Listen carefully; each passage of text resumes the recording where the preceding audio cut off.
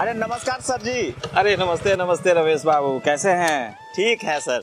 वाह वाह, प्रभु की कृपा है। मतलब काम काज खेती बाड़ी सब बढ़िया चल रहा है?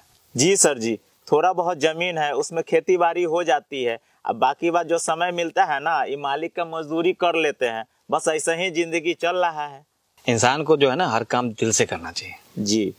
लेकिन बच्चा सबके पढ़ाई पे ध्यान नहीं दे रहे हैं आजकल आप। जी, स्कूल तो जाता ही है और ट्यूशनों लगा के रखे हैं। आता है स्कूल सब, लेकिन रेगुलर नहीं आता है। मतलब कि सरकारी विद्यालय जो है ना 250 दिन खुला रहता है साल में, लेकिन ज्यादातर बच्चा जो है ना 150 दिन आता है, और उसमें आपका भी बच्चा शामिल है। बेटा तो हमारा नालायक निकल गया, लेकिन बेटी तो। देखिए रमेश जी, बेटा और बेटी दोनों को पढ़ाना बहुत जरूरी होता है। अच्छा रमेश जी, एक बात बताइए, यदि कोई जानवर आपका आवारा निकल जाए तो क्या करते हैं? उसको खुला छोड़ देते हैं? अरे नहीं सर, उसको नाथते हैं, मतलब सीधा करते हैं। मतलब कि जानवर को सही करते हैं जिसके साथ आपको 5-10 साल रहना है, लेकिन बेटा को सही नहीं करते हैं जिसके साथ आपको पूरा बुढ़ापा बिताना है। और आपकी बेटी तो पढ़ने में भी तेज है, लेकिन उसको आप लोग घर के कामकाज में फंसा के रखे रहते हैं। हम लोग किसान हैं सर जी, खेती बाड़ी का भी काम काज रहता है। अरे उस काम में आप लोग बच्चों की मदद सुबह शाम या छुट्टी के दिन में भी तो ले सकते हैं, है कि नहीं? ये तो हो सकता है। और सबसे आश्चर्यजनक बात बताएं जी, आपके टोले में अगर किसी एक घर में शादी हो रही हो तो पूरे टोले के बच्चे 4-4 दिनों तक स्कूल नहीं आते हैं। क्या कह रहे हैं सर जी? लीजिए, आपको ये भी नहीं पता है कि आपके बच्चे कब स्कूल जाते हैं और कब नहीं जाते हैं। अच्छा ये बताइए, गेहूं के बीज को सिर्फ खेत में गाड़ दिया जाए तो फसल तो बहुत बम्पर होगी।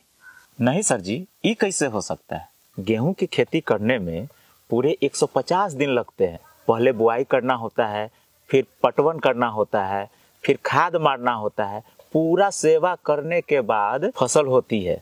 बच्चे भी पौधों की तरह ही होते हैं, सिर्फ स्कूल में एडमिशन करा देने से पढ़ाई नहीं कर लेते। आपको ये व्यवस्था करनी पड़ती है कि वो रेगुलर स्कूल जाएं, उनके पास किताबें हों, पोशाक हों, और वो घर पे भी सुबह शाम पढ़ाई करें, तब जाकर के उनकी पढ़ाई कंप्लीट होगी। नहीं तो आधे अधूरे तैयार फसलों की तरह उनकी पढ़ाई भी आधी अधूरी रह जाएगी। वो तो ठीक है सर जी, लेकिन हम सोचते हैं कि न रोज जाएगा तो कहियो कहियो चल जाएगा, यही कुछ सीख जाएगा। आप समझे नहीं रमेश जी।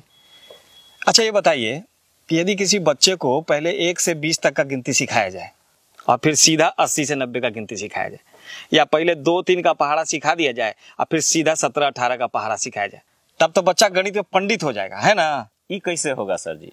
जी ठीक उसी तरह यदि बच्चे 2 दिन स्कूल आएंगे और 2 दिन नहीं आएंगे तो उनकी पढ़ाई पूरी तरह से नहीं हो पाएगी, क्योंकि वो आधा एक पाठ का पढ़ेंगे तो आधा दूसरे पाठ का पढ़ेंगे। इसीलिए तो हम ट्यूशनों लगा रखे हैं। अच्छा ये बताइए, 8 कट्ठा खेत को पटाने के लिए कितना देर पंपिंग सेट चलाना पड़ेगा? वही 3-4 घंटा। यदि 1 घंटा पंपिंग सेट चलाएं तब तक खेत एकदम पूरा पट जाएगा, फसल बम्पर हो जाएगा, है ना? क्या कह रहे हैं सर जी? फसलें नहीं होगा। जी ठीक यही बात ट्यूशन पे भी लागू होती है। ट्यूशन सिर्फ 1 घंटे का होता है, जिसमें स्कूल में पढ़ी हुई बात का रिवीजन हो सकता है, लेकिन स्कूल जो होता है वो 7 घंटे का होता है।